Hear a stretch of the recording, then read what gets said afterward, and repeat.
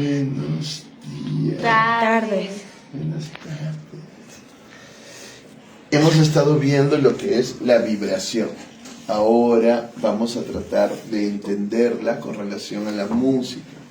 Estamos yendo con las unidades de la mente cuando trabajamos aquí en la computadora y hemos trabajado y seguimos trabajando con la sensibilidad religiosa, que es como la competencia más importante para mí. Hemos visto ayer el Mercurio, la imagen de Hermes total, con sus tres canales en la pila, con las 5 estrellas, con las 2 serpientes. Y lo que tenemos esa es la sensibilidad religiosa, esa es la imagen de un todo integrado. Y es muy importante. Y luego tenemos que ver la percepción creativa y el entendimiento metafísico y la razón numenológica para entrar a la inteligencia subversiva, a la inteligencia alteradora y al logos biodramatúrgico y lograr la comunión espiritual. Pero la cuestión es ahora ver un poco la percepción creativa y viendo cómo es lo de la música como vibración. Primero terminemos de ver lo que es la vibración. No es terminar, es entrar un poquito a esto. Empecemos con Nicolás Tesla. Nicolás Tesla es el gran científico, sobre todo para los anarquistas y para mucha gente, porque él estaba en competencia con Thomas Edison sobre electricidad.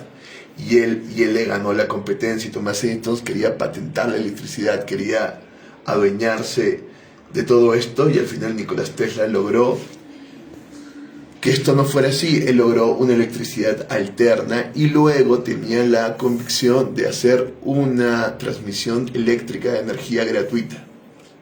Toda su mente estaba en eso, en proveer la energía gratuitamente al mundo y con esto de alguna manera destruir el capitalismo. Nicolás Tesla era anarquista, pero era un tipo muy especial, medio autista, muy retraído, muy solo, pero que se ha convertido en el mito del científico progresista, de aquel que quiere progresar al punto de destruir todo el sistema y que tengamos toda la energía gratuitamente. Entonces siempre se lo toma como el gran inspirador. ¿No? Sería muy bueno que revisen mucho más sobre Nikola Tesla. Vamos a empezar con él. Piensa en energía, frecuencia y vibración. Nikola Tesla. Casi todas las civilizaciones Si quieres entender los secretos del universo, piensa en energía, frecuencia y vibración. No se peleen por la luz. Casi todas las civilizaciones antiguas nos dejan evidencia de la importancia del sonido, la vibración y las frecuencias. Las palabras son sumamente poderosas en casi todas las religiones. Este poder se usa por los cristianos en forma de oración y en forma de mantras para hindúes y budistas. Esto nos permite apreciar que las palabras y las vibraciones son poderosas y que este poder es utilizado desde hace miles de años. En este video te contaré sobre los descubrimientos de la ciencia en relación al poder de las vibraciones y de las frecuencias. Veremos cómo 16 casos de cáncer se han podido curar solo con las frecuencias o cómo los tibetanos la utilizan para elevar piedras inmensas y construir grandes estructuras. Veremos incluso cómo los científicos utilizan sonidos para reprogramar ADN y alterar formas de vida. Por último, te contaré cómo puedes utilizar esta antigua sabiduría para mejorar tu bienestar y alcanzar una calidad de vida feliz, sana y completa. ¿Dónde nos quedamos, no? En la frecuencia, en la vibración y demás. Siento que me lo están vendiendo. Sí, es el problema que usamos el video de autoayuda y demás. Pero lo vamos a ver en un ratito. Hola amigos, soy Danilo y bienvenido al canal Universe Insider Español. Antes de nada, quiero darle gracias al equipo de Universe Insider por invitarme a compartir con ustedes algunas de las cosas que me apasionan. Cuando era niño, recuerdo que al rodear los bordes de una copa de vino con mis dedos, esta comenzó a emitir un sonido muy agudo. Esto me sorprendió mucho, pero mientras continuaba haciéndola sonar, de repente la copa se rompió, lo que me dejó aún mucho más sorprendido. Para entonces, yo creía que esto era magia, pero ahora entiendo que en realidad es ciencia. El fenómeno que tanto me sorprendió se llama frecuencia de resonancia. Cada molécula y átomo de este universo vibra en una frecuencia específica. La frecuencia de la resonancia vendría a ser la frecuencia específica de un objeto o átomo. Una vez que se conoce la frecuencia específica de un objeto o átomo, es posible amplificar sus ondas, haciéndolas tan grandes que eventualmente se produce la ruptura o destrucción del objeto. Esto sucede cuando estimulamos una copa de vino con su correspondiente frecuencia de resonancia. Para comprender cómo funciona este fenómeno, haré una comparación con algo que puede sonar un poco más familiar. ¿Alguna vez has usado un columpio? Si no lo has hecho, no sabes lo que te pierdes. De cualquier modo, intenta imaginarte a ti mismo yendo hacia atrás y hacia adelante a un cierto ritmo. Ahora, imagina dos escenarios. Uno donde alguien te empuja en momentos aleatorios y otro donde alguien te empuja en el momento exacto para que puedas subir más alto. Probablemente, en primer caso, no podrás llegar tan alto en comparación con el segundo escenario. Si has podido usar un columpio, seguramente sepas que solo el ritmo correcto y en el momento adecuado se puede ampliar el balanceo. Cuando usas un columpio, tienes una frecuencia específica. Subes y bajas en un ritmo determinado, pero si cambias la frecuencia para hacerla coincidir con la que ya tienes, la onda se amplificará y el columpio llegará cada vez más alto. Cuando rozas la copa de vino con la frecuencia correcta, sus ondas se amplifican y pueden romperla a partir de las pequeñas grietas que se generan. Para alcanzar la frecuencia de resonancia necesaria, puedes hacer que la vibración sea lo suficiente fuerte como para romper el objeto. Así es como en 1938, un científico llamado Royal Raymond Rife curó a 16 pacientes con cáncer terminal. Para entonces, el Dr. Royal Raymond había diseñado un equipo de frecuencia que podría haber cambiado la medicina, pero por razones desconocidas, la información ha desaparecido de los principales medios de comunicación. Incluso tratándose de un evento poco conocido, diversos científicos hicieron otros experimentos en los que pueden eliminar el 60% de las células cancerígenas a través de frecuencias resonantes. El Dr. Anthony Holland, compositor y músico, siempre se mostró interesado en los efectos físicos del sonido, por lo que se propuso montar un laboratorio para estudiar los efectos de las frecuencias de audio en la microbiología. Holland comenzó su experimento con microorganismos inofensivos como los parásitos. Y así que descubrió que, al igual que la copa de vino, la combinación específica de dos frecuencias relacionadas es capaz de romper por completo las células. Luego de este experimento, buscó cuáles eran las frecuencias que podían romper las células cancerígenas. Mi nombre es Matías Estefan y mi propósito es recordar. Al cabo de un año de investigación, descubrió las frecuencias para combatir el cáncer de páncreas y las células de leucemia. En varios experimentos, destruyó con éxito el 60% de estas células, pero a pesar de su éxito, aún no ha sido probado en seres vivos. Para cada tipo de célula cancerígena, el científico identificó la vibración específica capaz de romperla. Numerosas experiencias en el uso del sonido para lograr resultados curativos y sobrenaturales pueden encontrarse en casi todas las civilizaciones antiguas. En la actualidad, los chamanes utilizan diferentes instrumentos y rituales con propósitos curativos. Entre las herramientas de los curanderos chamánicos, una de las más utilizadas es el ícaros, una canción sagrada que el médico canta al paciente. Esto se hace para alcanzar el bienestar y la salud del paciente. Además del ícaros, los chamanes también emplean otros instrumentos de afinación o instrumentos musicales. Dominar el concepto de frecuencia de resonancia te permitirá iluminar tu comprensión acerca del poder de los mantras, instrumentos y rituales basados en el sonido cuyo origen se ubica en las civilizaciones antiguas. Además, hay también evidencia sobre cómo los antiguos empleaban sonidos, vibraciones y frecuencias para tallar y elevar piedras pesadas y objetos utilizados para construir grandes estructuras. Los egipcios poseían una herramienta que podía ser afinada para cortar piedras grandes fácilmente, como si tratara de un trozo de mantequilla. En 1939, un médico sueco llamado Hart fue llevado a un monasterio tibetano para tratar a un maestro lama. Permaneció allí por un largo tiempo y se hizo amigo íntimo de los tibetanos. Un día, los monjes lo llevaron a un acantilado en el que estaban construyendo un muro de roca. Tan pronto encontraron una gran piedra que necesitaban mover, colocaron 19 instrumentos musicales a 63 metros de la piedra. Había 13 tambores de diferentes tamaños y 6 trompetas, cada una de 3 metros Parece de que estoy longitud. viendo. Cuando los monjes comenzaron a tocar el instrumento, cantaron y oraron de un Ay, modo ve. particular. Cuando tú te Al sales de cabo de ahí, 4 viene la minutos, luz. la Cuando tú cuerda estás parado comenzó a ahí, moverse y luego, de repente, se dirigió hacia el acantilado y Igual después se de ve. 3 minutos de ascenso, llegó a su cima. El Dr. Hart afirmó que los monjes podían mover entre 5 y 6 piedras por hora con este método.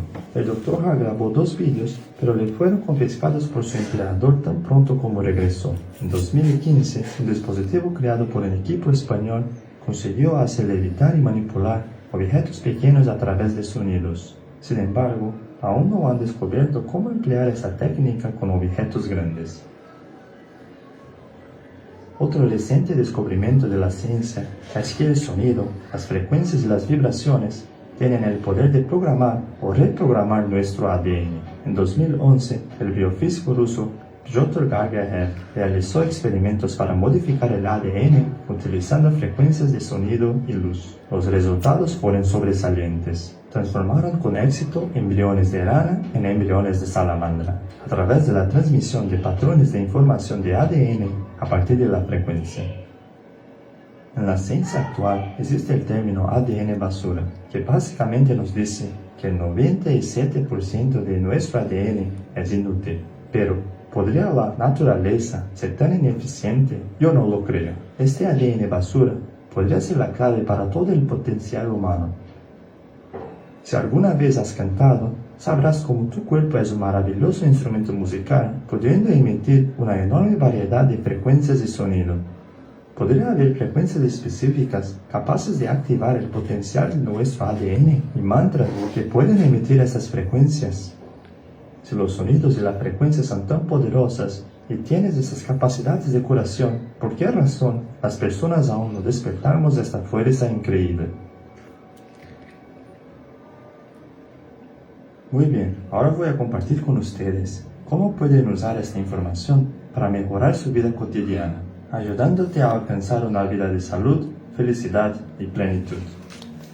Comienza a usar afirmaciones con música de 432 o 528 Hz de fondo. Como te conté en este video, los pensamientos y palabras, especialmente su vibración, son extremadamente poderosas. Cuando hablo de la vibración de la palabra, me refiero a la intención que se ubica detrás de cada palabra. Esta intención es lo que dará poder a tus afirmaciones. Por ejemplo, imagina 2 escenarios distintos en que afirmarás: estoy realmente agradecido. Y que viene toda la cuestión de autoayuda y demás. Pero la cuestión es clara, ¿no? Según la Biblia, la palabra crea, y al final todo es vibración, todo al final es una palabra. En el fondo, toda la materialidad es solamente una onda, de alguna manera una palabra, una vibración. Entonces todo lo que tú ves está vibrando, y si tú quieres programar las cosas o reprogramarlas, solo tienes que afectarlas con otro tipo de vibración.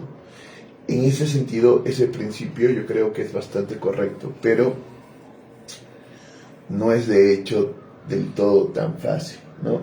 Como artistas sabemos que no se trata de alcanzar las vibraciones, sino de componer. Y ahora sí entramos de lleno a lo que es la música. Vamos con la música más básica, entre comillas, ¿no? La del chamán, que nace como todo arte, cuando nace primero como una imitación, una mímesis.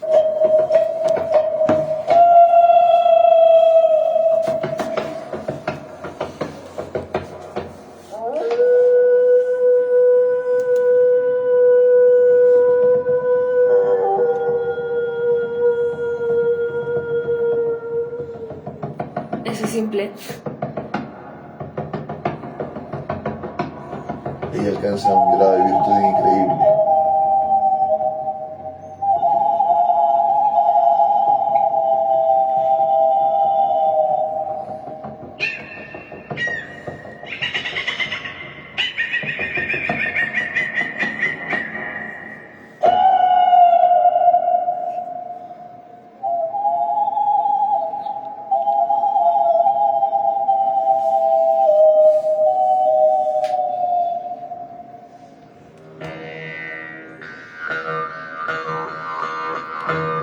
Qué chingados.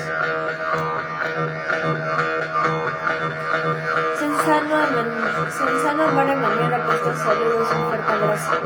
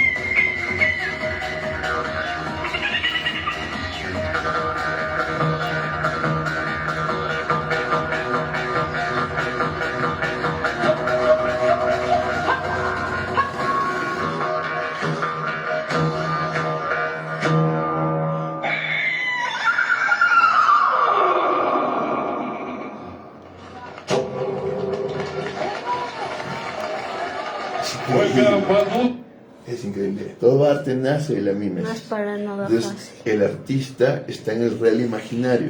Eso es lo El más real- sencillo, me voy porque no quiero verlo más fácil. el Se real- me baja la autoestima. Basta. El real imaginario debería bajársela, porque la verdad es que lo único que ha hecho es jugar con la naturaleza e imitarla. O sea, no hay mayor técnica, no hay mayor cosa. ¿Cómo que no hay mayor técnica? La técnica se hace en el juego, me dejo entender. Ella no ha seguido una técnica, sino que ha ido a la naturaleza, la ha imitado y ha empezado a jugar hasta reproducirla. Como No todo, reproducir de como manera todo artista, moderna. y al final la naturaleza se está expresando en ella. ¿Entiendes? Vamos a una cuestión más técnica para entender esto de las vibraciones y demás. No he producido de manera moderna. Ya para ir poco a poco a comprender esto de la música y la vibración. Strayer, y en este video conocerás sobre el término Hertz.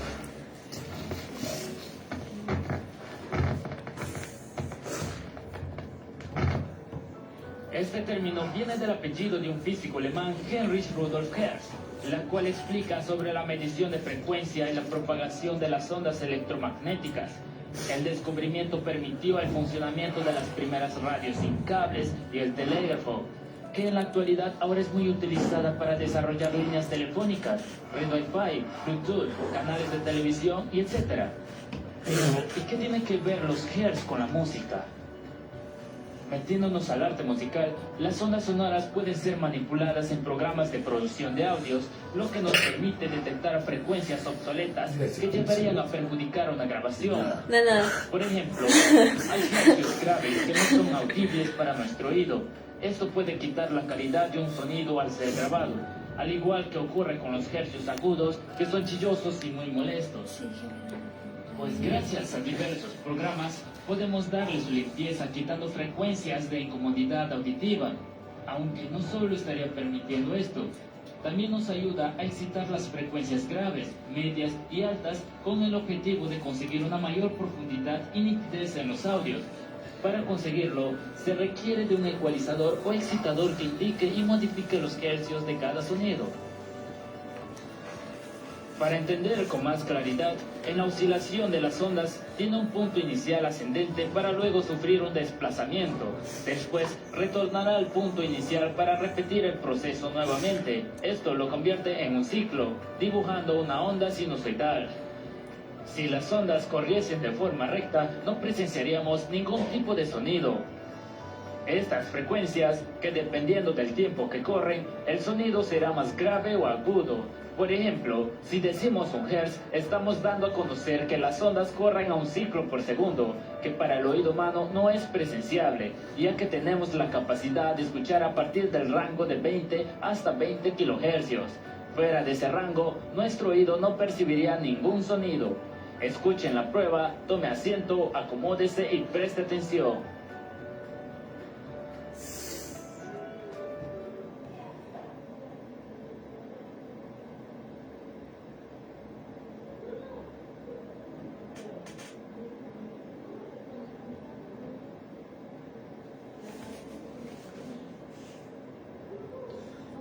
Pero el sonido de viento.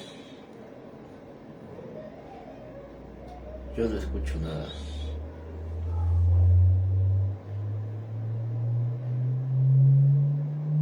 De carro.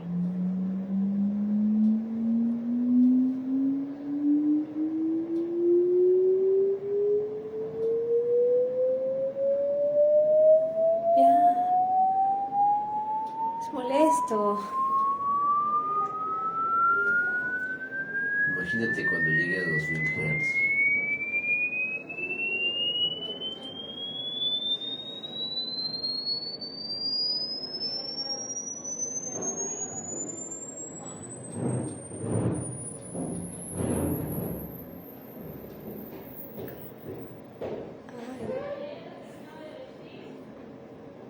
Se supone que es tan agudo que no se puede escuchar.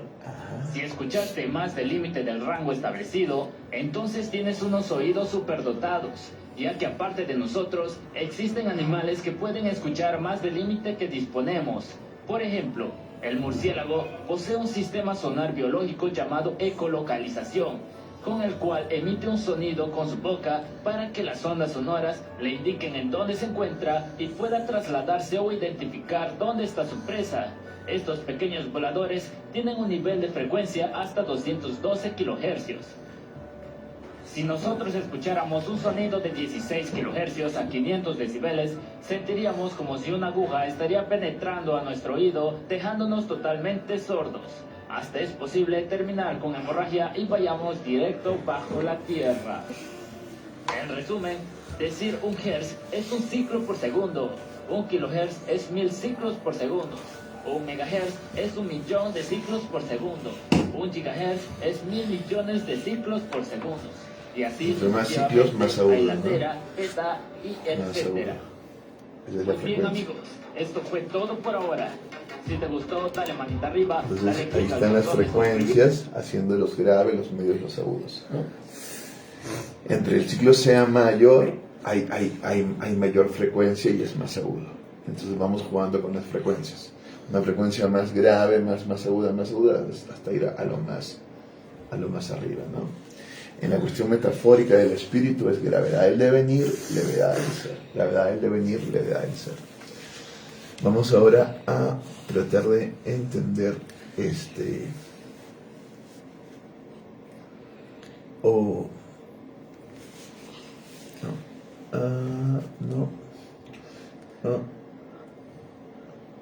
Vamos a entender las notas musicales primero y luego vamos a ver en sí qué es una nota. La relación entre el arte y las matemáticas se conoce desde hace miles de años. Pero de entre todas las disciplinas, la música es la única que tiene unas raíces puramente matemáticas. Ya sabes, las notas musicales se han ido determinando a lo largo de la historia buscando agradar al oído humano mediante relaciones numéricas. No es casualidad que solo tengamos 7 notas musicales y que añadamos 5 más para completar la escala, o que se agrupen en 7 blancas y 5 negras en lugar de, yo que sé, 6 y 6, o que las negras estén separadas en grupos de 2 y 3. Nada se ha dejado al azar. Pero para entender bien la música actual, tenemos que emprender un viaje a través del desarrollo matemático y físico del sonido. Pues venga, al lío.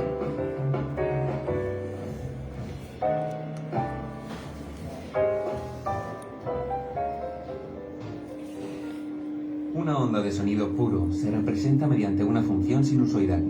Aquí solo hay 2 parámetros que podemos hacer variar: la amplitud de la onda, que cambia el volumen del sonido, y la frecuencia de la onda, que cambia el tono del sonido, de valores graves a agudos. Sin embargo, esto no encaja mucho con la vida real, porque al tocar una guitarra no suena un sonido puro. Regardless of what you might think, no one is born with a great musical ear or great Algo más debe estar pasando en la cuerda, y los físicos lo saben.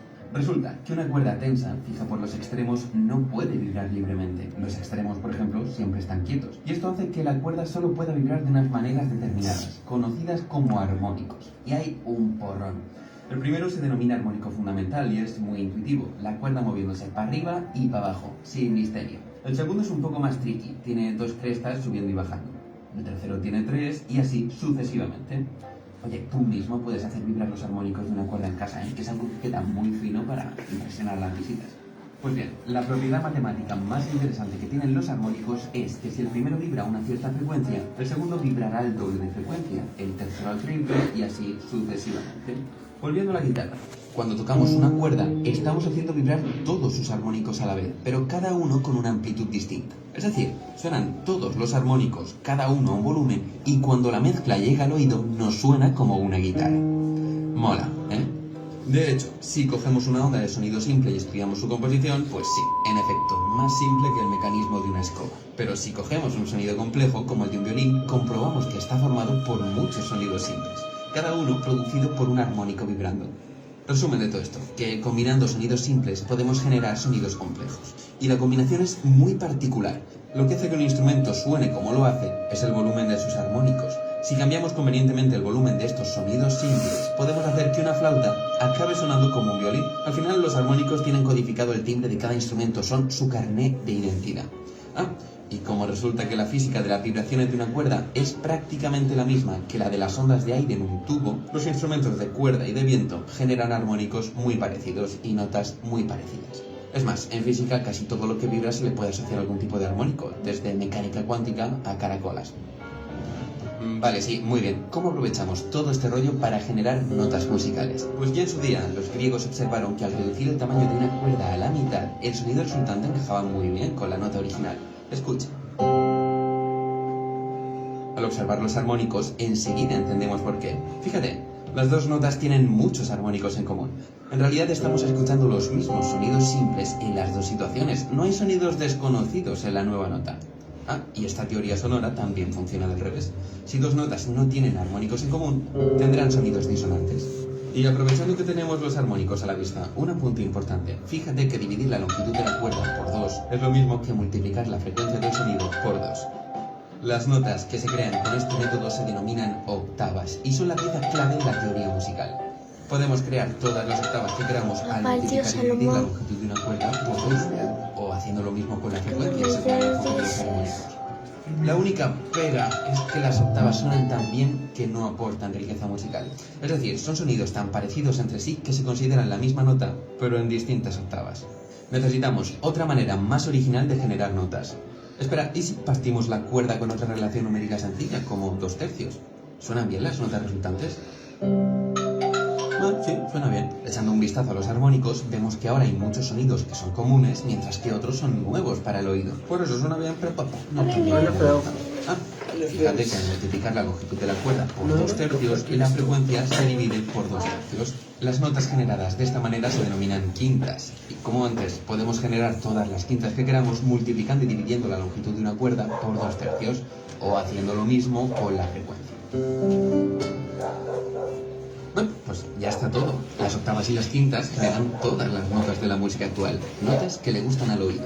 Para crearlas solo hay que coger una cuerda y hacer quintas y octavas y repetir el proceso muchas veces. Nosotros tomaremos el enfoque moderno, fijándonos en las frecuencias, pero este proceso se puede hacer infinitamente largo, puedes generar infinitas notas.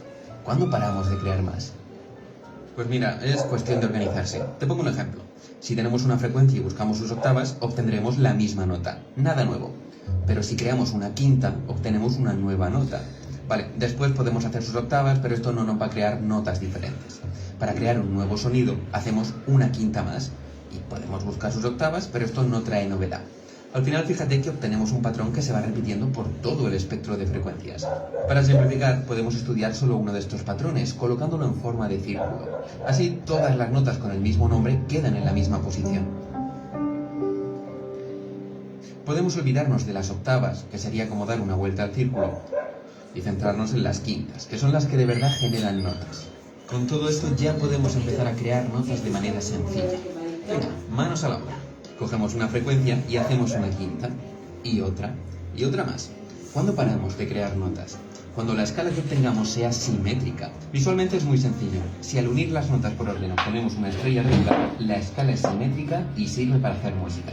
Si no, por ejemplo, una escala de 4 notas no es simétrica, no forma una estrella regular. Pero una de 5 notas sí. A ver si la reconoces. ¿Qué? Pues sí, es la famosa escala pentatónica. Muchas civilizaciones antiguas basaban su música en estas 5 notas. Por eso la escala nos da sensación como de música asiática tradicional, ¿verdad? La explicación matemática de las escalas simétricas es elaborada y aburrida, pero se resume en buscar escalas que entre una nota y su quinta tengan siempre el mismo número de notas, lo que da estabilidad a la música. Y visualmente es súper molón. Seguimos generando notas haciendo más quintas.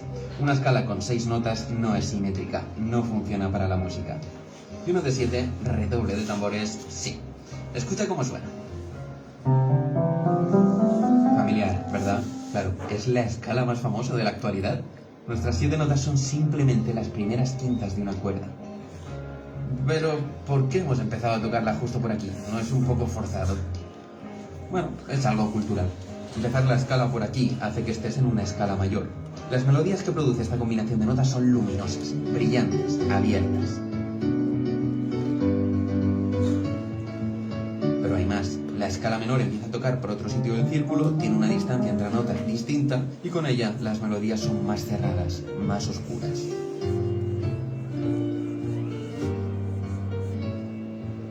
Y hay más escalas, por supuesto. La dórica, por ejemplo, hace que todo suene como una fiesta hobbit. Distinto orden, distintas sensaciones, pero las mismas 7 notas. Elegir una escala u otra depende de lo que te pida el cuerpo, es algo puramente cultural. No obstante, Jaime Altozano desarrolla este tema por aquí, le echéis un ojo y apañado. There's no such thing as a good or bad Ese memory. me gusta. There is no such thing as a good or bad memory. Las 7 notas que hemos generado son las que aprendemos de pequeños, que se corresponden con las teclas blancas del piano. Si seguimos generando notas, la siguiente escala simétrica es la que tiene 12 sonidos, la famosa escala cromática. Además, fíjate que las 5 notas nuevas han caído intercaladas entre las notas blancas, y esta es la posición que mantienen al construir el piano. Negras y blancas. No es un diseño al azar. La escala cromática completa la tonalidad occidental. Con ella se terminan de aportar los últimos matices a la melodía y armonía de la música. No hace falta ninguna nota más para escribir cualquier composición clásica. Pero es que si te paras a pensar, tiene un montón de propiedades interesantes. Porque mira, la escala parece que divide el círculo en 12 partes iguales. Solo parece. Pero desde hace unos siglos los músicos han movido la posición original de las notas para que la división del círculo sea perfecta. Total, la diferencia es tan pequeña que el oído casi no detecta que ha habido un cambio. Y hay 2 ventajas en utilizar este sistema. Para empezar, si recorrer el círculo entero era como multiplicar la frecuencia por 2. Para recorrer una 12ª parte habrá que multiplicar la frecuencia por raíz duodécima de 2. Es decir, que si fijamos la frecuencia de una nota, normalmente en la central del piano a 440 Hz, avanzar a la siguiente nota es multiplicar por raíz duodécima de 2 y retroceder a la anterior, dividir. Esto nos da una fórmula sencilla para calcular la frecuencia de todas las notas habidas y por haber. Además, puesto que ahora el círculo es totalmente simétrico, aunque cambies de tono una composición seguirá sonando afinada, lo que es un lujazo. Sin esta simetría perfecta, tendrías que afinar cada instrumento antes de cada pieza, o tener instrumentos distintos para cada canción. Por eso, la escala cromática de igual temperamento es el éxito rotundo de la música occidental. En fin, todo este pisto musical no me lo he inventado yo, lo explica la teoría de escalas bien formadas, una rama matemática que apareció en la década de los 80. Quiero decir con esto que la teoría no muestra el desarrollo histórico de la música, solo generaliza conceptos musicales que utilizaban las civilizaciones antiguas. Y tiene éxito. Si sigues haciendo quintas en un círculo, vuelven a aparecer escalas simétricas a las 17 y 53 notas. Mira qué casualidad, las escalas que utilizaban los árabes y los chinos de la antigüedad. Aún así, hay otras maneras de construir las 12 notas actuales sin usar la teoría de escalas simétricas. Parece como que todos los caminos llevan a las 12 notas, pero nadie te obliga a seguir un camino u otro. De hecho, nadie te obliga a utilizar las 12 notas para hacer música. Se puede romper lo convencional y explorar la plasticidad del sonido. Innovar desde la base. A fin de cuentas, la música es un arte, y el arte se crea tanto siguiendo reglas como rompiéndolas. Claro, ¿no? Cómo se crean las notas musicales. Y el concepto, igual que en la física, es simetría. El concepto espiritual que nosotros utilizamos, que es similar a la simetría, es sin transferencia. Siempre es el concepto de esta composición y este equilibrio, para que luego tú puedas tener toda la vida, pero al final toda la vida te da esta simetría. A partir de esta simetría tú puedes crear también una asimetría, una disonancia y empezar a investigar en el arte y en la música. Pero el mismo concepto de la física es lo mismo. Y no es un concepto que se está creando por una especie de arbitrariedad, que la hay de alguna manera en el acomodo para que quede exacto en las 12. Ahí sí hay una especie de arbitrariedad. Es más bien una revelación de que el orden está dado en la estructura misma de la realidad, ¿no? Ese va a ser siempre la discusión filosófica. El orden es subjetivo mental porque tú lo quieres así, o el orden está en la estructura de la realidad. Esa va a ser la cuestión. ¿Entiendes? Veamos qué es una nota, sigamos con qué es una nota para que lo entendamos mejor. Mi armario. ¿Y cómo es que puedes romper una copa poniéndole cerca un altavoz? ¿Cómo pudieron unos soldados tirar un puente con ritmo? Y, lo más importante de todo, ¿por qué en la silla de Jaime Altozano hay una serie matemática? Todas estas preguntas las responderemos en el vídeo de hoy con el Rubius. No, venga, ya en serio. Jaime Altozano, un must, un canal que no me pierdo nunca. Música de todo tipo, bandas sonoras, crítica... Joder, bueno, y nos faltaba Crespo en mi canal. Faltaba ciencia. Faltaba mezclar ciencia y música. Y para eso estamos aquí, en el Laboratorio de Acústica del Campus Sur de la Universidad Politécnica de Madrid, para responder a las preguntas que ha hecho Crespo al principio del vídeo. Y al final de este vídeo podréis continuar aprendiendo sobre música en el canal de Jaime, donde hemos hecho una colaboración tal y como estipulan las reglas sagradas del libro de los youtubers.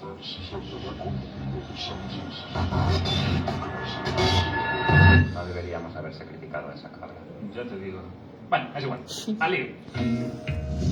Vamos a hacer un experimento. Tenemos aquí una cuerda.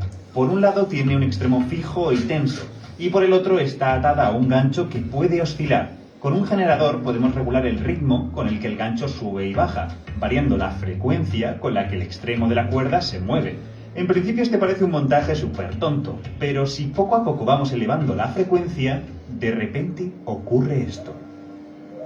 Si das justo con la frecuencia correcta, la vibración de la cuerda se amplifica muchísimo. ¿Por qué ocurre esto?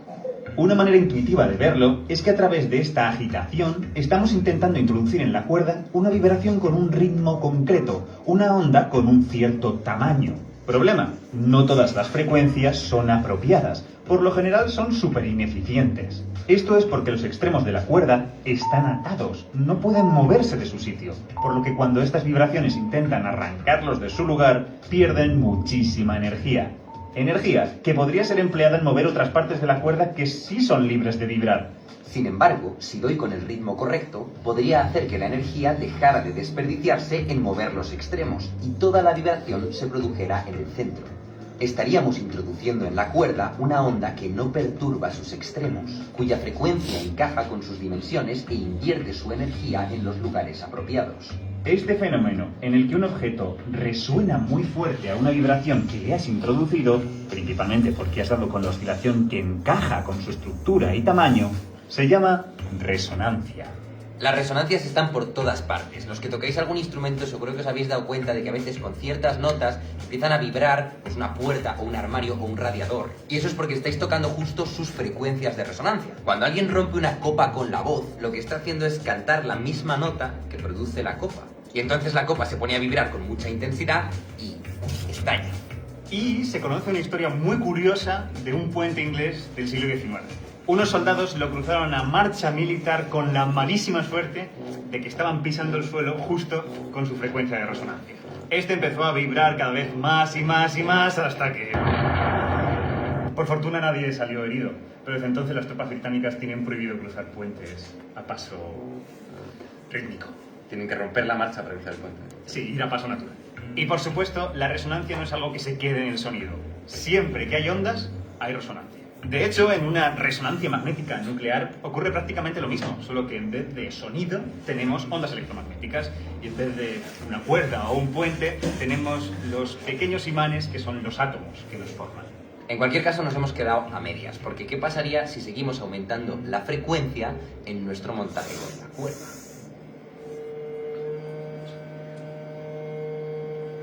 Ok, ¿qué está pasando aquí? ¿Acaso la cuerda tiene más de una resonancia?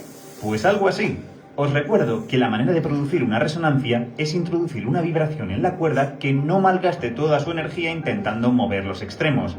Y para conseguir eso, no hay una única manera. Por ejemplo, si esta onda la estrecho a la mitad, o dicho de otra manera, duplico su frecuencia, volveré a conseguir que la onda no tire del extremo. Máxima eficiencia, luego vemos una resonancia. Y es muy guay ver cómo esta resonancia mantiene el punto intermedio de la cuerda quieto. Estos lugares que se quedan quietos, en donde todas las vibraciones se cancelan, se llaman nodos. Y no solo pueden ocurrir en cuerdas, también pueden aparecer en el propio aire. Y para eso estamos viniendo a esta super cámara anecoica, una cámara sin eco, en donde encontramos a Crespo y a un gran altavoz. El altavoz va a emitir una frecuencia muy baja, es decir, que es una onda, es un sonido que tiene una longitud muy grande y es lo suficientemente grande como para que quepa y encaje en esta sala y podamos tener una onda estacionaria aquí en el aire, lo cual quiere decir que el altavoz emitirá el sonido rebotará con la esquina de la habitación, volverá, y en ese volver habrá una interferencia entre esas dos ondas, en todos los rebotes que haya, de modo que en el centro esos sonidos se deberían cancelar y deberíamos tener relativamente silencio. A pesar de que vamos a tener un altavoz enorme emitiendo sonido, en este punto, a priori no deberíamos oír nada. ¿Lo va a grabar? Sí, lo hacemos desde allí mejor. Puedes ver perfectamente como aquí, cerca de la fuente, pero nos tenemos que fijar en la barra donde está la frecuencia como justo de 35 Hz. Sí, vamos avanzando.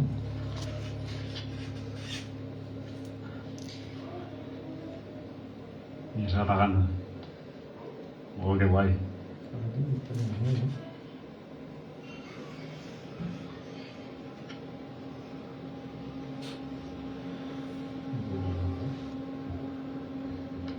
Sí. Y es que además es que se nota, lo escuchas. Aquí se escucha, o sea, escuchas el sonido. Vamos a tirar para allá. Y muy poco a poco, de repente aquí se ha apagado. Aquí escuchas pero muy poquito, muy flojito. Seguimos. Se escucha. Y vuelve. Aquí ya lo escuchas fuertecito. O sea que sí. Volviendo a la cuerda. Las resonancias de la cuerda no acaban aquí, porque si estrechara la primera resonancia el triple, triplicando su frecuencia, vuelvo a encajar correctamente la onda. Y el mismo procedimiento podríamos hacer cuadruplicando la onda, quintuplicándola, etc. Es decir, que realmente existen infinitas resonancias. En la práctica no se pueden ver todas, debido a los rozamientos internos de la cuerda, pero están ahí. Y el hecho de que haya tantas lleva a pensar que las resonancias no son una simple curiosidad de la cuerda, sino que son algo fundamental, que son naturales de ella.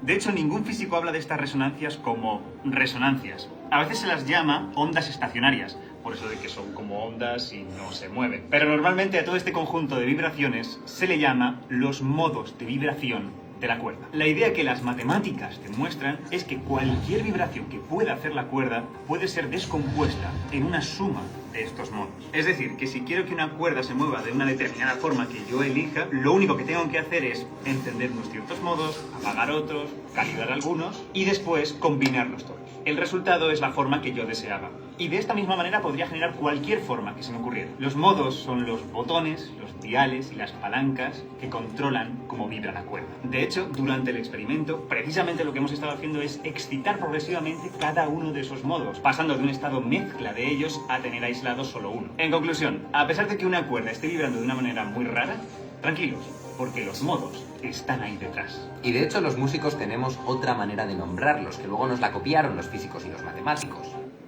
Al primer modo lo llamamos frecuencia fundamental y al resto de modos los llamamos los armónicos. Cuando un chelista estira una cuerda y la suelta, la cuerda no solo va a vibrar como su primer modo, su frecuencia fundamental, sino que también despierta el resto de maneras naturales que tiene de moverse, el resto de modos, los armónicos. Es decir, que el sonido que ese chelo va a emitir y que nosotros vamos a oír va a ser una mezcla del primer modo más el segundo modo, del primer modo, más el tercer modo, un tercio del primer modo, más el cuarto modo, un cuarto del primer modo y así.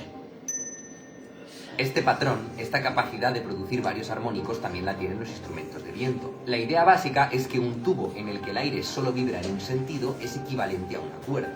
Para los más curiosos os recomendamos el vídeo de Almudena Martín Castro, en el que lo explica súper bien, os lo dejamos en la descripción. En definitiva, que las vibraciones que emite un violonchelo sigan esta estructura y estén compuestas justamente por estas ondas es precisamente lo que nuestro cerebro reconoce como una nota musical. Veámoslo. Estamos con este micro a punto de grabar esta guitarra. Vamos a utilizar el mismo ejemplo que había hecho con la cuerda, pero aplicándole una guitarra. Tenemos el caso de la cuerda fija y excitando la primera cuerda. Y ahora lo mismo, pero sacando su primer armónico, forzando un nodo justo en el centro de la cuerda. Es decir, que la cuerda se ha puesto a vibrar, ¿vale?, con todos sus armónicos, pero lo que has hecho es parar todos los que tenían un vientre vibrando justamente en el centro. Los has tocado, has forzado un nodo y solo te has debido quedar con los que en ese punto central no estaban vibrando. Correcto. Lo que estamos viendo es el espectro de frecuencias de la nota musical. El espectro es una visualización de las ondas puras que están mezcladas dentro de una vibración más compleja. Mientras que estamos acostumbrados a ver en estas gráficas simplemente cómo está vibrando el aire, en un espectro vemos qué tipo de ondas, qué frecuencias están dominando, en este caso, en lo que estamos escuchando. Dicho en términos más matemáticos, lo que está haciendo la máquina es aplicar una operación matemática que se llama transformada de Fourier, una especie de hechizo que descompone una cierta vibración en toda la gama de frecuencias que la forman. De hecho, aquí lo que pone es: dime en este segmento de vibración qué ondas lo forman y cómo de relevante es cada una. Seguramente lo habéis visto 1000 veces en los vídeos de Jaime. Así es el espectro de unos aplausos, del ruido de la televisión, de una bocina, de un etc. Así que adivinad lo que sale si meto una nota musical.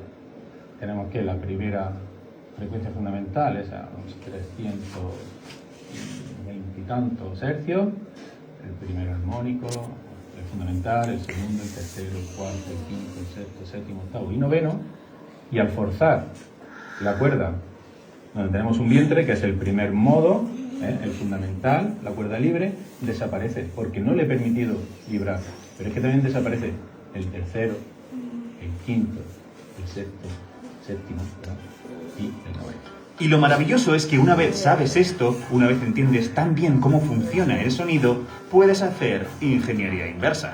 Es decir, artificialmente generar ondas puras de distintas frecuencias y combinarlas para crear un sonido más complejo. Técnicamente, esto se hace a través de otra operación matemática que se llama transformada de Fourier inversa. Lo que pone aquí es: suma todas las ondas de la manera que te digo. ¿Nos permitiría este conocimiento fabricar instrumentos mejores o incluso nuevos? Lo veremos en el vídeo de Jaime. Muchísimas gracias a Jaime por estar aquí en Quantum Fracture una vez más. Arigato gozaimasu. Y muchísimas gracias a la Escuela de Teleco del Campus Sur de la Universidad Politécnica de Madrid por dejarnos todas estas... Si se dan cuenta, igual es en el espíritu, ¿no? El espíritu absoluto es la frecuencia fundamental y luego viene el espíritu revelado, que es un medio de la frecuencia fundamental, el espíritu subjetivo, que es un tercio de la frecuencia fundamental, el espíritu objetivo, que es un cuarto de la frecuencia fundamental, porque al final solamente hay esta frecuencia, y la realidad que tú estás construyendo es cuando tú estás dividiendo la onda, y esa es tu realidad, pero al final hay solo una frecuencia, tú la divides en partes, en experiencias particulares, pero la experiencia total está ahí. Veamos cómo se llama este instrumento. El vídeo de hoy es una excusa para grabar la canción de Digimon con Quantum Fracture usando un sintetizador. Y esa parte está al final del vídeo. Pero antes, me gustaría hablaros de cómo funcionan los sintes y cómo hemos llegado hasta aquí. Dentro vídeo.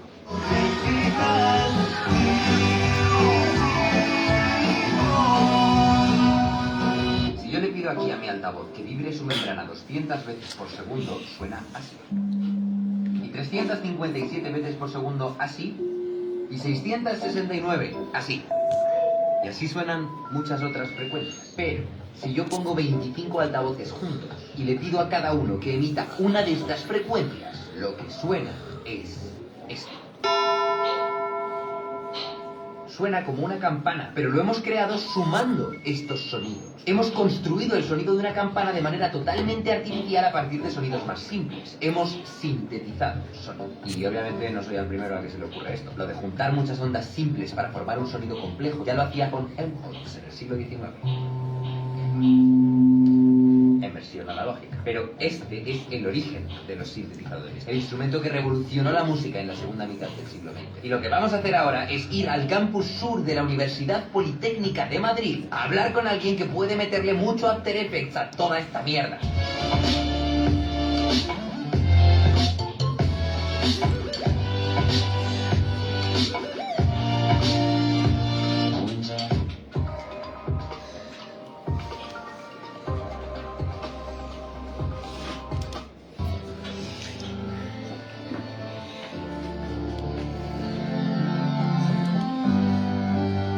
¿Qué pasa, Jaime? Pues estoy aquí con Quantum Fracture en la Escuela de Teleco del Campus Sur de la UPM. En este super estudio que tienen aquí. Esta es la primera vez que viene Crespo al canal a hacer una colaboración al uso con vídeo en mi canal y vídeo en el suyo. Aunque tal vez me recuerden del trap del terraplanismo y del debate de Tiro Sustavo. Si no conocéis su canal, hace unos vídeos de divulgación de física muy chulos con unas animaciones muy curradas. Y claro, pues yo siempre he querido probar una cosa, que es que yo diga algo y tú lo animes. Y para mí sería como tener un superpoder. Podemos. Bueno, ok, pero solo por esta vez, ¿vale? Un segundo. Ok, prevenido todo el mundo. Vale, Jaime, cuando quieras. ¿Qué pasaría si un electrón con 8 tentáculos y un sombrero y un sueño, la ilusión por vivir, fuese a la velocidad de Planck y atravesase la barrera de Heisenberg en menos de 0,8 muones? Muones de color azul, por cierto, con un pequeño degradado.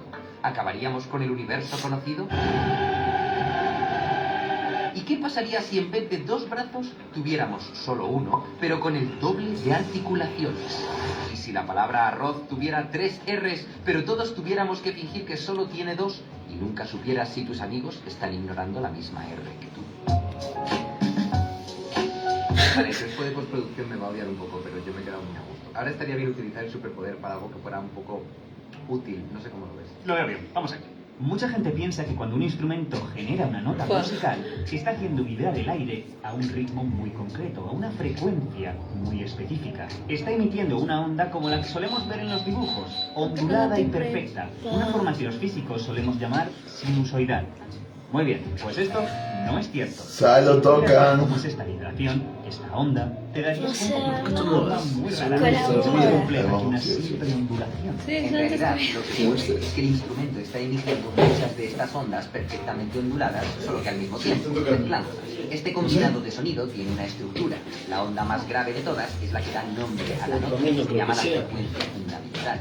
Y el resto de ondas están subordinadas a ella, tienen una frecuencia que depende de la primera.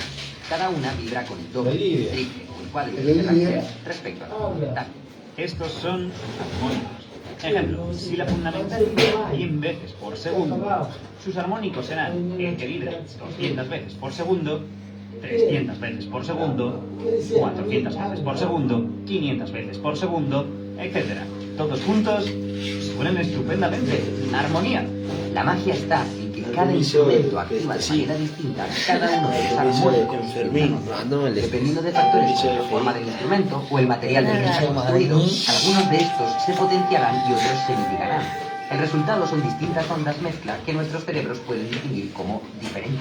Son la misma nota, pero tienen distintos timbres. Esta es la razón por la que distintos instrumentos suenan diferente. Fijaos en lo dispares que son los armónicos de la misma nota dada por una trompeta, por una flauta y por un piano. Dicho de otra manera, esto de aquí es una casa. Este dibujo minimalista sería equivalente a la frecuencia fundamental de una nota. Pero yo podría coger un boli y empezar a añadirle detallitos a la casa. No sé, unos ladrillos, unas grietas, unos geranios. Todos estos detalles serían equivalentes a los armónicos en una nota. Son información extra que hace que la nota sea más rica y compleja, que le dan matiz. De hecho, son estos detalles los que permiten que distintos artistas puedan pintar casas completamente distintas a pesar de partir de la misma base. Esto es precisamente lo que hace cada instrumento, pintar la misma casa, tocar la misma nota, solamente que con su estilo propio, calibrando sus armónicos de maneras distintas para conseguir un timbre único. Tu cerebro lo que hace luego es interpretar todos esos armónicos como un mismo sonido. Por eso cuando hemos juntado esto y esto y esto y los hemos puesto a la vez, sonaba como una campana. Porque esos armónicos son los que produciría una campana con la intensidad con la que los produciría una campana. Y todo esto en realidad solo lo queríamos explicar para poder hablar de lo que queremos hablar, que es ese sintetizador que hay allí. A ver, antes de nada aclarar, los sintes son esta caja de aquí y esta caja de aquí. Esto es una tarjeta de sonido que no tiene nada que ver. Y esto es un piano para controlar el sintetizador. Pero los sintes son esos.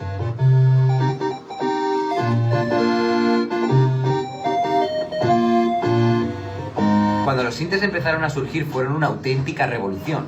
Produces sounds in a matter of minutes, which would normally take days of work and multiple re-recordings to achieve.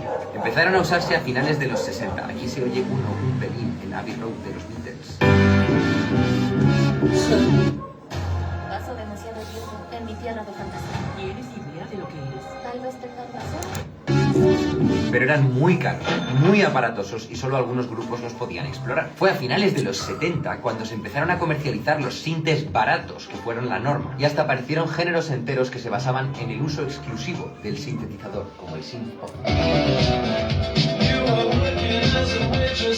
Y ahora ya no son grandes piezas con circuitos analógicos enormes, gracias a Dios, porque ha llegado el siglo XXI con maravillas como esta.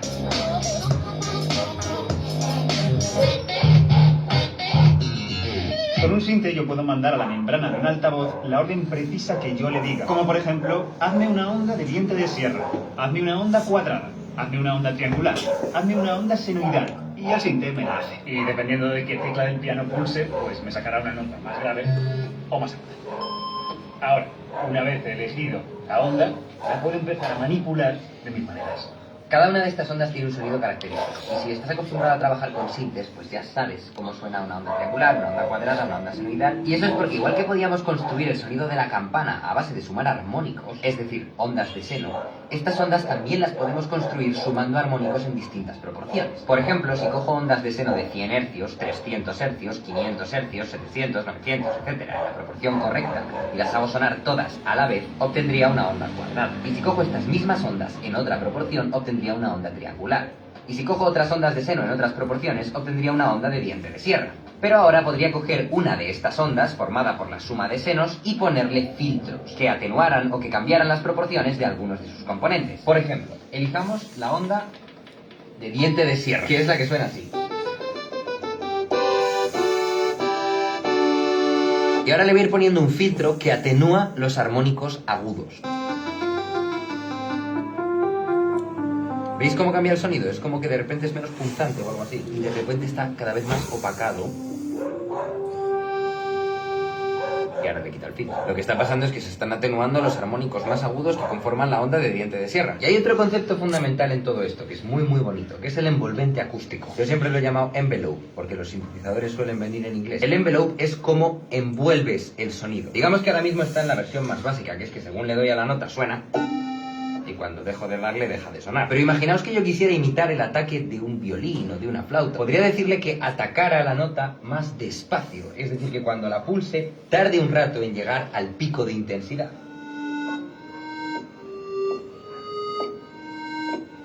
O imaginaos que quiero imitar el pedal de un piano, que cuando suelto la nota todavía sigue sonando. Entonces tendría que aumentar el release. Y puedo empezar a jugar con estos parámetros todo lo que quiera y encontrar un montón de sonidos diferentes.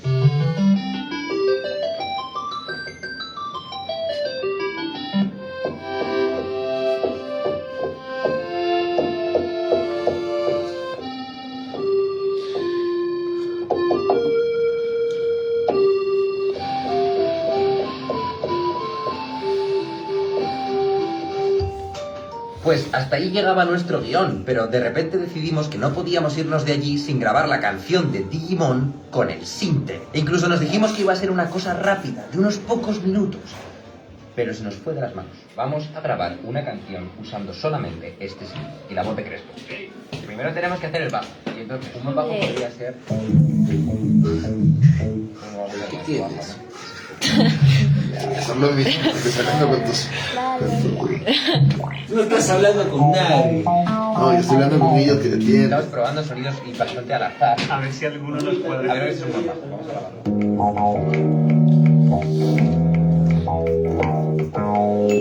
El bajo. Tenemos que añadir lo que normalmente sería un pad, que es como acordes que suenan de fondo, que nos acompañan, sin más. Vamos a ver qué tenemos. Esto para el estribillo.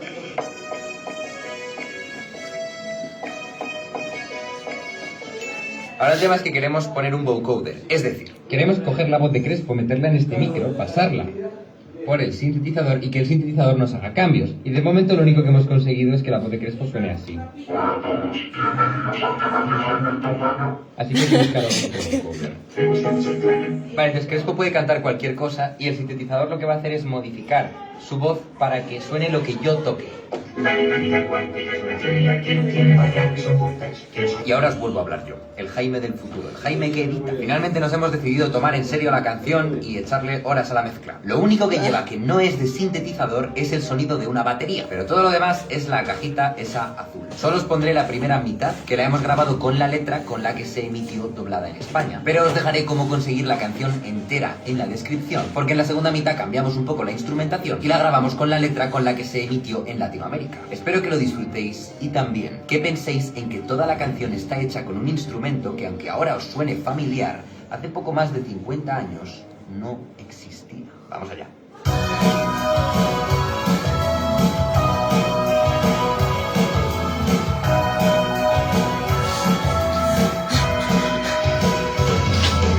Desde que el mundo cambió, estamos mucho más unidos. Con los Digimon luchamos juntos contra el mal. Antes del año pasaba, Digi evolucionaban en tamaño y color, ellos son los Digimon. Y ahora todo está fuera de control. Junto a los Digimon conseguiremos vencer al mal final.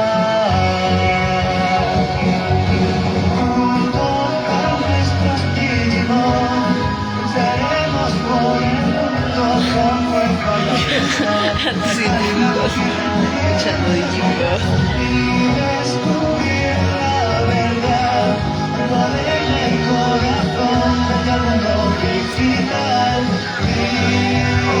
Mamá, mira que se dibujó.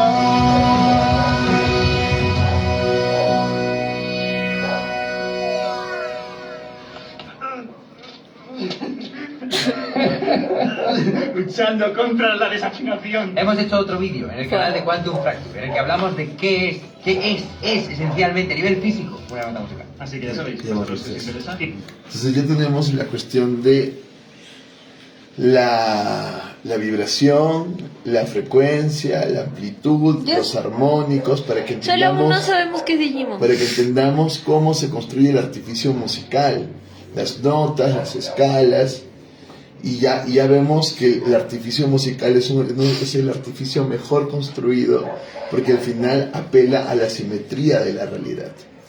Y entonces el arte viene a ser como lo mejor, de alguna manera, la música, ¿no? como la base de todo arte, y desde ahí podemos ir construyendo los demás artes. Claro que los demás también son increíbles, la propia poesía, el propio arte visual con la pintura, la danza, el teatro mismo es increíble, pero es porque tenemos que partir de acá, partimos de acá.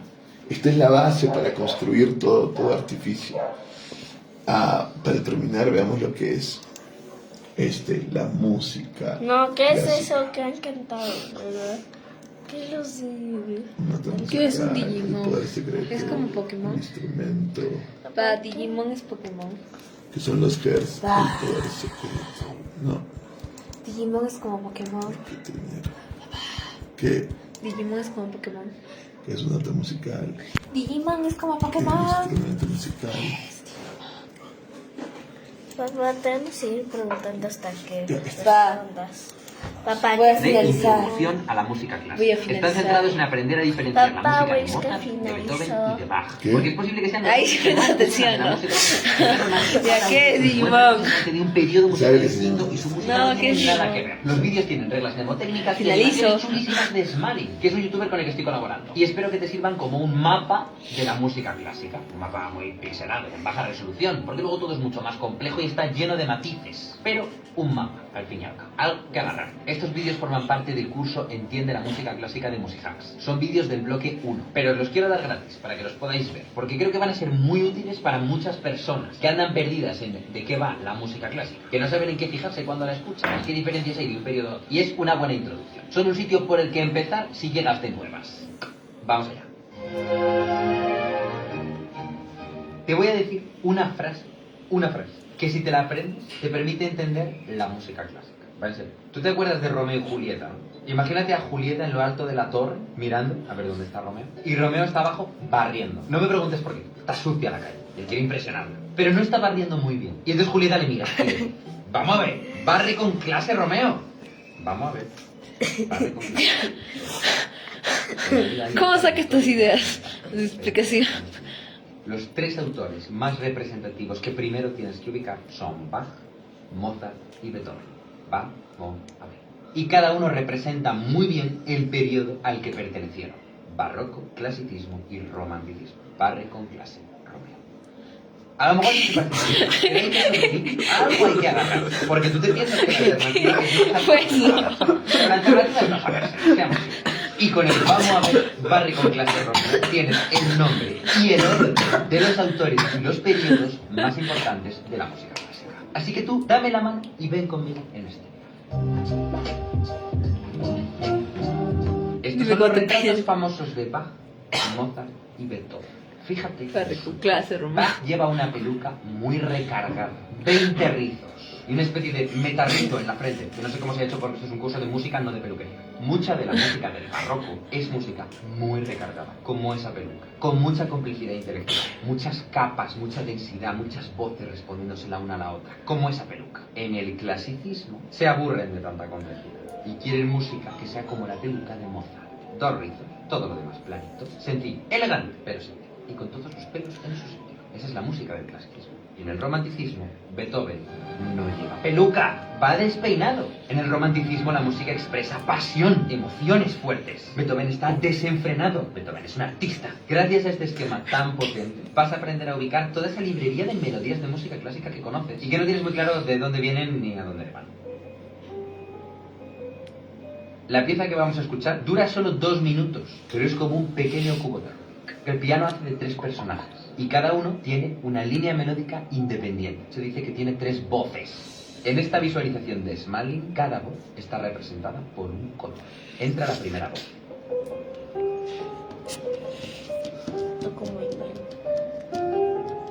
Segunda voz.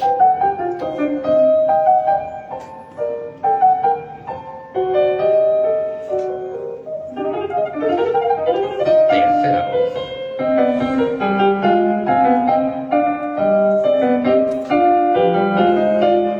Y tú a lo mejor me dices, yo ahí no oigo 3 voces, yo oigo un montón de notas, el piano está haciendo tiriri, ti, ti, tiriri, ti, ti. Te voy a hacer que cada voz suene con un instrumento distinto.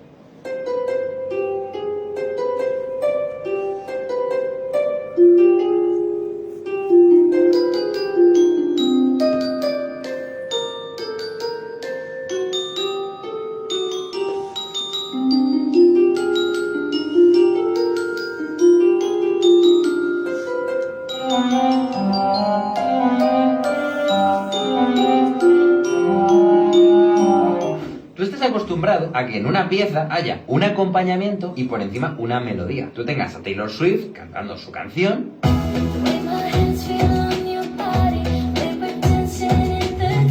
y si quitas la voz de Taylor Swift, ¿qué te queda?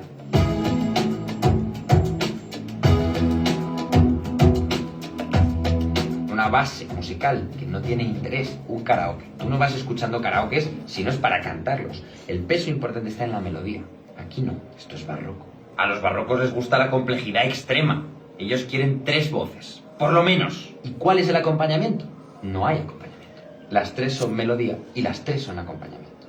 Hay un tema musical, una melodía reconocible, que suena todo el rato.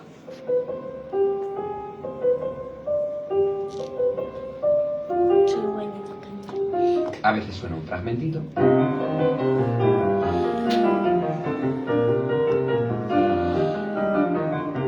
Y a veces suena completa.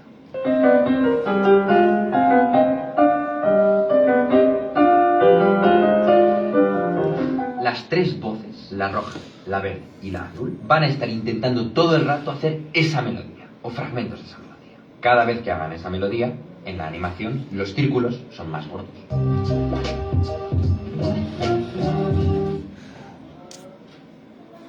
Mozart. Hablemos del clasicismo. El clasicismo es una época de la música clásica. La nomenclatura musical es malvada, es tu enemigo. Está hecha por gente que no te quiere. Los del clasicismo están hasta las narices de los puzzles intelectuales de los barrocos. En plan, sí, hombre. Me voy a poner yo ahora a hacer 5 voces, con fugas, con cánones, con líos. Yo quiero una melodía bonita, resultona, cantable. Y que el acompañamiento acompañe y se deje de Dios.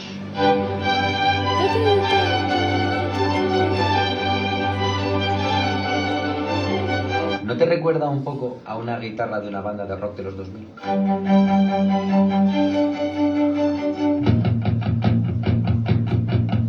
Eso en el rock se llama palm mute, cuando con la palma de la mano muteas lo que estás tocando y haces pa pa pa pa pa pa pa pa pa. Yo creo que a Mozart eso le habría flipado.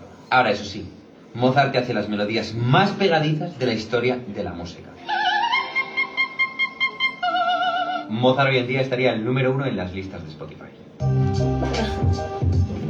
La única, la inigualable, la pequeña serenata nocturna. ¿Te has fijado en cómo empieza? Empieza con todos los instrumentos tocando al unísono, es decir, todos lo mismo. Y enseguida entra lo preferido de Mozart, el palm mute. A ver, no se llama palm mute en música clásica, estoy haciendo una metáfora con el rock. Fíjate cómo aquí no hay un montón de voces respondiéndose y haciendo diálogos muy complejos. Hay una voz haciendo una clara melodía y los demás instrumentos sosteniéndola con el acompañamiento.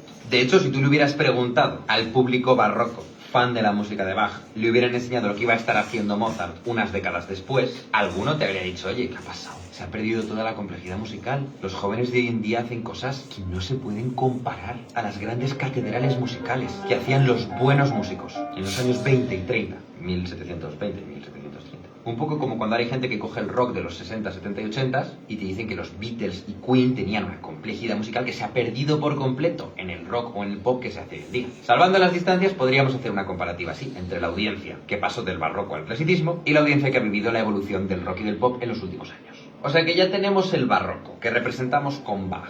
Un tipo que estaba ahí tallando Así es piezas tiempo de llenas video, de mira. voces, con diálogos y triálogos y tetrálogos, con una complejidad digna de una supercomputadora. Luego tienes a Mozart, con su peluca con menos rizos, menos lío, buscando hacer una música más entendible, más tarareable, como buscando una belleza más sencilla y manteniendo la compostura. Siempre. ¿Qué viene ahora? La liberación. Su prioridad es el sentimiento. Y por eso lo que van a hacer es hartarse un poco de que los clásicos estén ahí tan encorsetaditos, tan repeinaditos, y diciendo, tengo que comportarme. Porque así es como empieza el primer movimiento de la Quinta Sinfonía de Beethoven.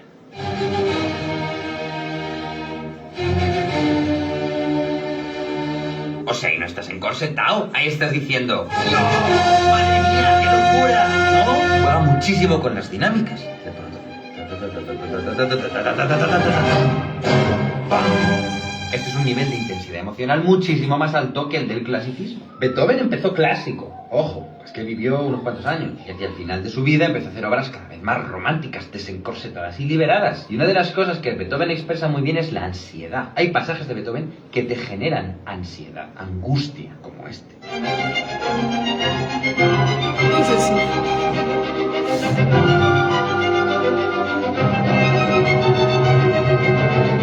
Pues es como si se estuviera inundando la habitación y cada vez va subiendo más el agua hasta arriba y tú vas intentando nadar y te va atrapando. Y todo esto lo está haciendo Beethoven con un solo motivo musical. Un motivo simplemente es una figura musical identificable. Pa pa pa pam. Eso es una figura musical identificable. Y la usa todo el rato.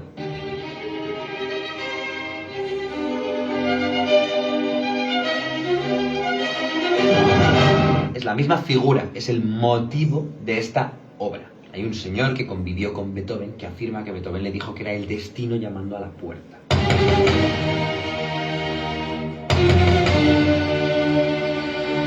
Un presagio, una oscuridad, una mala noticia, una realidad oscura que llama a tu puerta y no puedes no abrir. También hay quien dice que era el sonido de un pájaro que había en Viena, que hacía...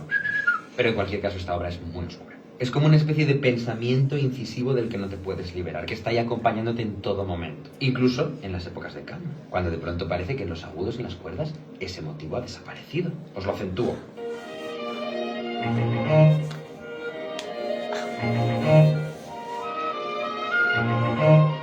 Beethoven está teniendo un episodio obsesivo, lleno de intensidad emocional, volcándolo todo. Desde luego tiene muchísima más emoción que el clasicismo, no se reprime. Y ahora cuando la escuches verás que hay momentos en los que Beethoven tiene pequeños ataques de pánico, en los que él está tan tranquilo, por fin empieza a respirar, empieza a encontrar la paz, el pensamiento obsesivo ha desaparecido y de pronto vuelve a todo volumen.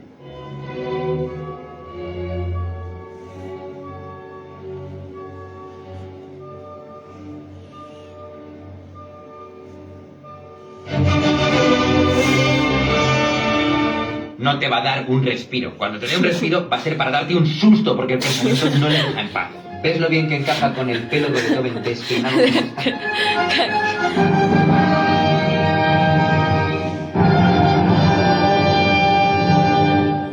Vale, a ver, ¿qué acaba de pasar aquí? Te has empezado a graciar con Bach, con Mozart, con Beethoven. Has entendido cómo iban reaccionando los unos a los otros, que es como reaccionan hoy la gente de hoy en día. Ah, es que el trap que hacen ahora los jóvenes es una basura. Y antes decían, es que el rock que hacen los jóvenes es una auténtica basura. Y antes decían, es que el charleston que hacen los jóvenes es una ordinariedad vulgar. Pues eso lleva ocurriendo desde el 1600 por lo menos. ¿Y te has ubicado? ¿A brocha gorda? Sí. Pero ya verás tú cómo pintas una casa con un pincel. Pero ojo, ahora estamos hablando de la reacción del público, no de los artistas. Mozart admiraba a Bach y Beethoven admiraba a Mozart. Pero a su vez su música reaccionaba a lo anterior y seguía las sensibilidades de un público que ya no le gustaba tanto la música del pasado. Bueno, espero que os hayan gustado. En el curso empezamos pintando a brocha gorda. Luego el mapa va dejando de estar tan pixelado y vamos viendo más definición. Esto es un pequeño fragmento del bloque 1 y el curso tiene 8 bloques. Los periodos no empiezan ni acaban de Pero la ya noche sabes a la qué hacer, mañana. ¿eh? No toda la música de Beethoven es ¿Qué vas despeinada, a poner? ni toda la música de Mozart es sencilla, ni toda la música de Bach es un puzzle intelectual. Pero son características generales ¿Pero que por te qué no sirven vemos para agarrarte a algo y para empezar Balú? a ubicar todas esas Balú? melodías que tienes en la cabeza, que te suenan, pero en las que no sabes en qué fijarte cuando las escuchas. ¿Vamos a poner Bugs Bunny?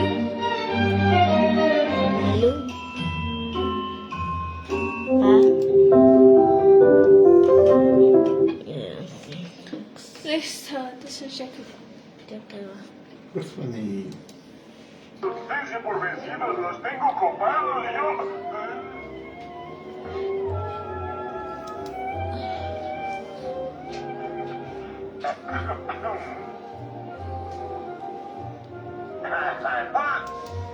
Seguramente no se va a dejar llevar por ese viejo truco. ¿Verdad que es adorable?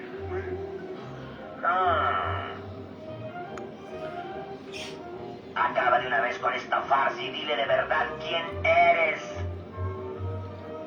Bien, no tienes nada que decir, grandísimo farsante. ¡Farsante! ¡Cuida! Ah, sí. Como desearía comer estofado de pato.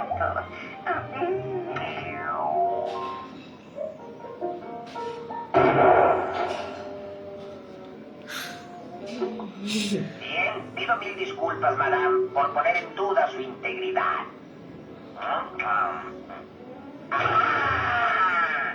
Bien, es tu última oportunidad, dispara.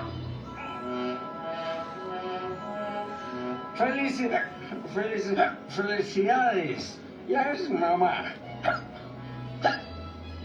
Elvis, mira, ya llegó. Nuestro bebé está aquí.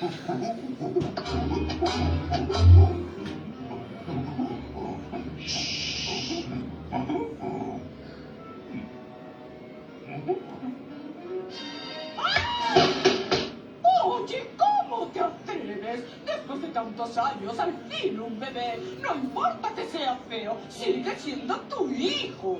Ay, Dios, qué resaca. ¿Ah? ¿Qué pasó? Debe ser una fiesta de disfraces. ¡Mi bebé! ¿Bebé? No, no. Bebé grosero, no debes querer escapar. ¡Nalgada al bebé! ¡Ay! Ven, papá, besa a tu hijo.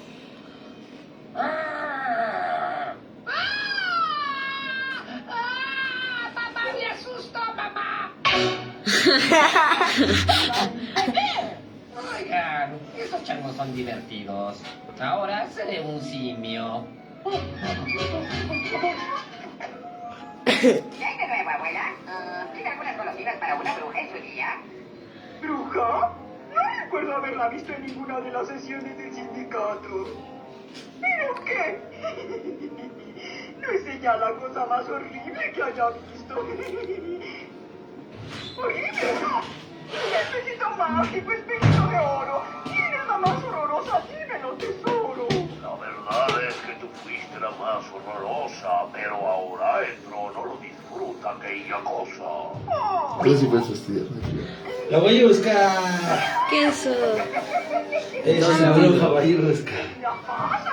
Este el Kai, mira el Kai, igual. No, en este.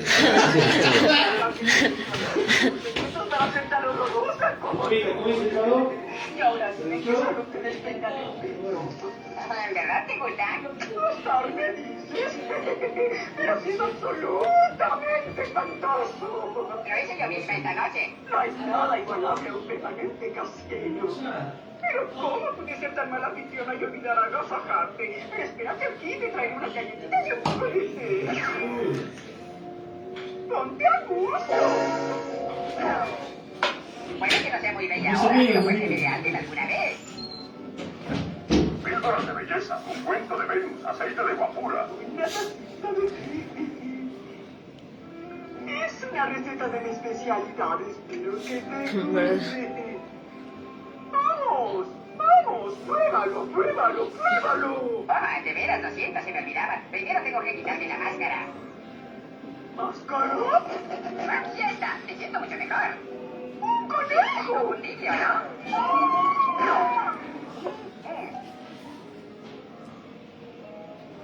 Clavículas de conejo. ¿Saben? Mi delicado sexto sentido me previene que un peligro se cierre sobre de mí y que ha llegado la hora de la graciosa huida.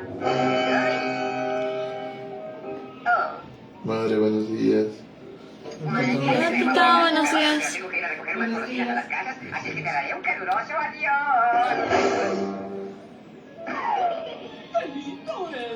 Papito, ¿no es mejor que se abrigue un poquito más high? Sí, sí, lo vengo.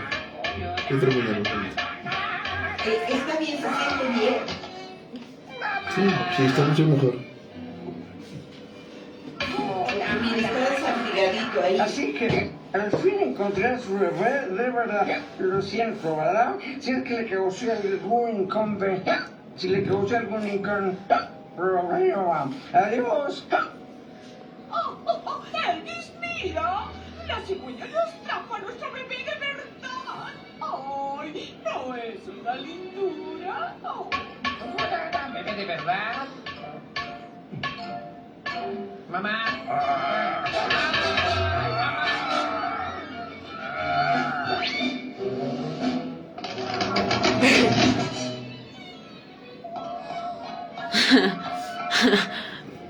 Pon un pie en esa soga y la corto. Vaya, vaya. Qué grandes músculos tienes, Changuífero. Creo que al fin lo perdí. ¡Elvis! ¡Adivina! No, quise, no, pero no.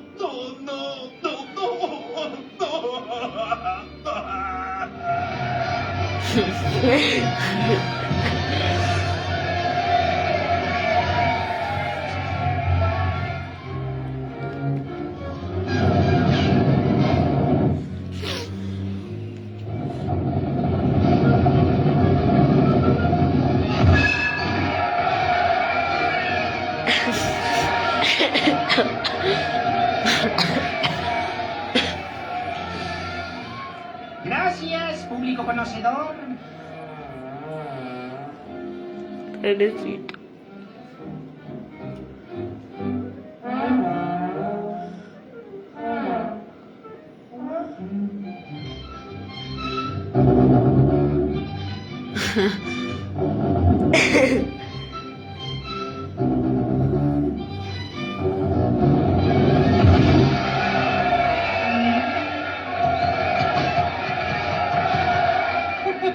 ¡Qué toro tan ingenuo! ¡Qué toro tan tonto!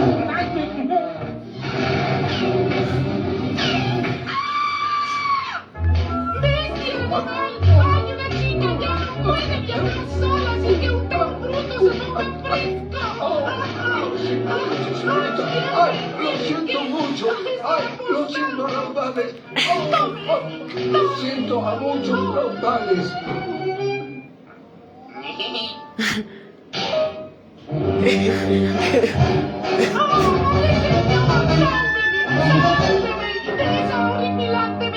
¿Qué pasa? ¿Qué pasa? Tranquila, señorita. Yo la salvaré. Aún hay caballeros. No le permitiré que moleste a esa delicada florecilla sureña. ¡Tome, señor! ¿Le hizo daño, nubecilla? No, solo estaba muy asustada. Ay, usted es tan grande y tan fuerte. La pobrecilla de mí estaba perdida hasta que usted... No lo agradezca, señorita. Le aseguro que fue todo un placer.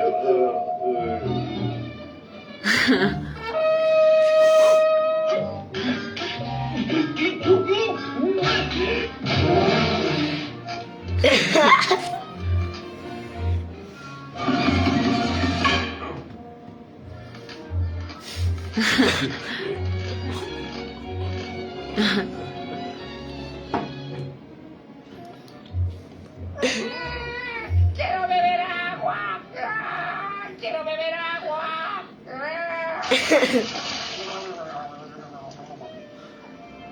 Para el mejor logro de mi misión, voy a asumir el disfraz de una modesta criatura del bosque.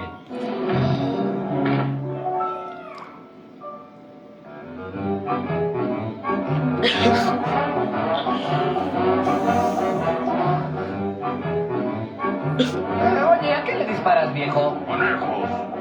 ¡Odio a los conejos! Si hay algo que odie más que a un conejo, es a dos conejos.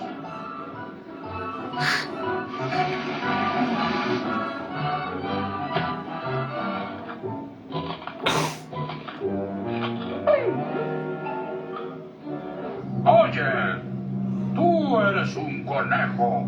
Te voy a dejar como coladera. Ah, está bien, de acuerdo, pero espera un momento, ¿quieres? Muy bien, ya puedes disparar cuando quieras, tontolín.